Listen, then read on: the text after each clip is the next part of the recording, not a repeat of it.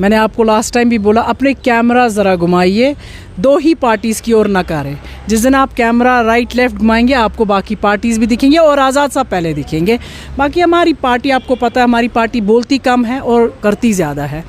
लोग हमसे मिलते हैं कि आप प्लीज़ इलेक्शंस को उठिए, आप हमारे लिए खड़े हो जाइए। ऑफिसेज़ में हम लोग उनके साथ जाते हैं एंड ये उनका डिसीजन है कि नहीं, जिनको हमने चुना ये गलत डिसीजन था। तो हमें जो हमारे लिए काम कर चुके थे, जिनने बोला ही नहीं और उनने हमें हर एक चीज़ दे दी। हज हाउस जो हमारे पास नहीं था, ट्यूलिप गार्डन जो हमारे पास नहीं है, इनके आप देखेंगे बहुत ही मुझे लगता है शायद कोकन हाफ के बाद यहाँ ही एक ये ट्यूलिप गार्डन है और तो कहीं देखने को नहीं मिला है मुझे भी। तो ऐसी चीज़ें यहाँ करने की हुई है आज़ाद साहब ने। So definitely the people remember that era. तो आज भी बोलते हैं कि हमें कभी डेलीगेशन लेके नहीं जाना पड़ा, हमारे बच्चों को आज़ाद साहब के पास नहीं जाना पड़ा और बोलना पड़ा हमारे लिए कॉलेजेस बनाइए, हमारे लिए इंस्टीट्यूट्स बनाइए, हमारे लिए मेडिकल कॉलेज बनाइए, क्योंकि वो उन्होंने खुद से बनाए। सो से we are going to do better than this. इंशाल्लाह इन कमिंग डेज आप देखेंगे आज़ाद साहब और भी ज़्यादा बात करेंगे इस बारे में। स्टेटहुड के बारे में वो बात करते हैं एंड स्टेटहुड के बारे में वो बहुत ज़्यादा अच्छी बात है। मुझे लगता है उनको भी प्रोटेस्ट पे बैठना चाहिए था पार्लियामेंट में।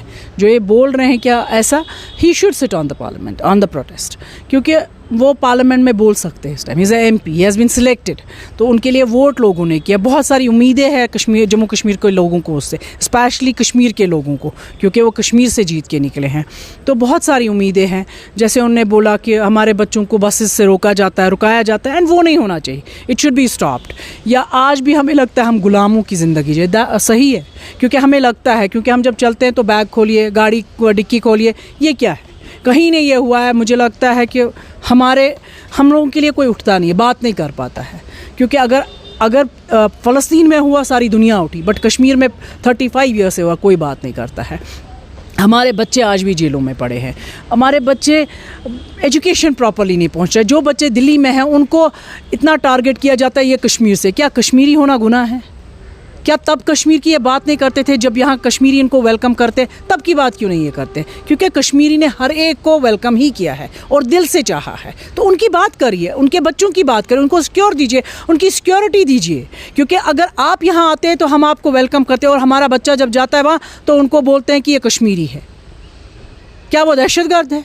क्या वो टेररिस्ट है? नहीं। जो टेररिस्ट है उनका, वो आपका काम था, आपकी सिक्योरिटी का काम था उनको पकड़ना, वो हमारे लोकल्स का काम। हमारे पास पावर नहीं है, वो एमएलए है, उनका एमएलए फंड आता है, वो एक एरिया के रिप्रेजेंटेटिव है। जो नहीं कर सकते आप मीडिया पे आ जाइए, उनका पूरा नाम दीजिए, एक्शन लीजिए उस ऑफिसर के खिलाफ, देखिए काम कैसे करते हैं। जब आप 2 को सस्पेंड करेगा, तीसरा खुद ब खुद ही अलर्ट हो जाएगा। वो करना नहीं चाहते हैं, जिसको काम कराना है वो करता है एंड वो करके दिखाते हैं कि काम कैसे होते। जब यूएलबी इलेक्शन थे जब वो एक छोटे मीन्स रिप्रेजेंटेटिव्स अपने अपने एरियाज़ में काम करते, तो ये तो एमएलएज़ है, उनको तो पूरा इलाका दिया जाता है, तो क्यों नहीं करवा सकते ये काम?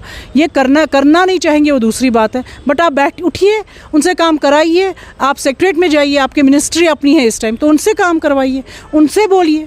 जो नहीं ऑफिसर काम करता है उनका निकालिए, उनका सस्पेंशन ऑर्डर निकालिए, उनको टर्मिनेट करिए, पता चलेगा कि गवर्नमेंट क्या होती है। बाकी आप नहीं करवाएंगे तो उसमें